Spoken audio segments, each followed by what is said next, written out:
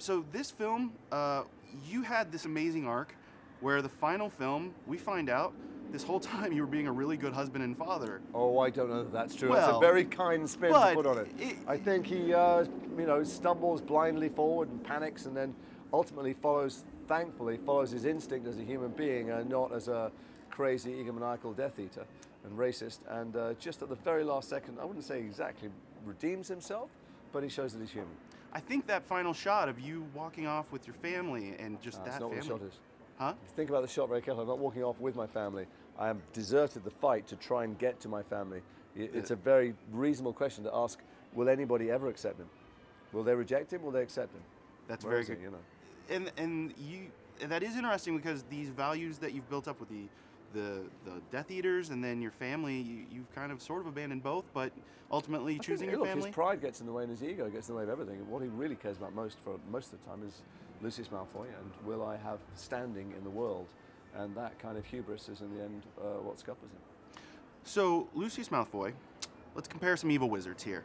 Gargamel from the Smurfs versus Lucius. How's that going to play out? Well, in the end, Lucius is a coward. That's the thing. All bullies are cowards. He's a bully because he was bullied when he was a kid. If you push hard enough, he'll always back down. So any of these comparisons, I think he will always come off worse. You have a very versatile filmography, and you play a lot of soldiers. That's been a recurring theme. If you're an actor and you're male, you'll play soldiers and you'll play policemen quite a lot. Fathers at some point, yeah. I played 3 priests, 2 drug dealers called Des. Don't ask me why. A whole variety of things. Do you find that that's something you come back to, playing the figure that stands up for what they believe in? No, I think it's an archetype in storytelling. And it's not that there's only certain limited number of stories in the world, but certainly there are certain work environments that provide you with maximum inbuilt stakes. That's why we have so many precinct dramas set in police stations or hospitals or lawyers' offices, because there's peril.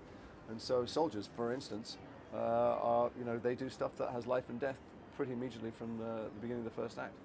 So do I come back to those? No, I look for the best stories that I'm offered and that are likely to actually be made or seen by anyone. You've continued to do a lot of voice acting over the years, even when other actors might feel they found success and let it drop off. I don't do it for the money, generally. I just like going. I played a cake fork. I played 100-year-old Chinese generals. I played, I narrate a lot of books, so I get to do all the voices, and I just like voice work, and I find it very freeing. Are there any characters you've done? Ra's al Ghul. You did Sinestro, which a lot of people really love. Zhao, yeah, in Airbender. Yeah. Do you have a favorite out of that? Well, I did all the Jackson Brodie novels, which is Kate Atkinson's novels in Britain, and then they made the TV series a few years later, and I played him, which was just on PBS. And it was very odd for me when I shot it because I'd played all the parts. So all these other kind of men and women coming and playing the parts. It was a bit disorienting the first day or two that the other actors arrived. At any point did you go give notes? It's like, that's not how I did it. No, but I did. I'd come with lovely Sylvia Sims, who's a legend, came to play her 70-something-year-old South African lady, and for the first few sentences I thought, oh no, because I remembered how I'd done it, and then I realised she was leagues ahead of what I could do. But I did a beautiful book called A Monster Calls last year, which I could barely get through for crying. The engineer was crying, we were all crying. A heartbreakingly beautiful book about a mother dying of cancer and how she talks to her son. And I was rather proud of getting through it without damaging the microphone and shorting it out. Well, that's great. We're all looking forward to checking out the Blu-ray. And then you've got a show, Awake, coming to NBC. I'm shooting a series for NBC called Awake, which is very different. I think it's really interesting, really unusual. It's not like anything else you'll ever see.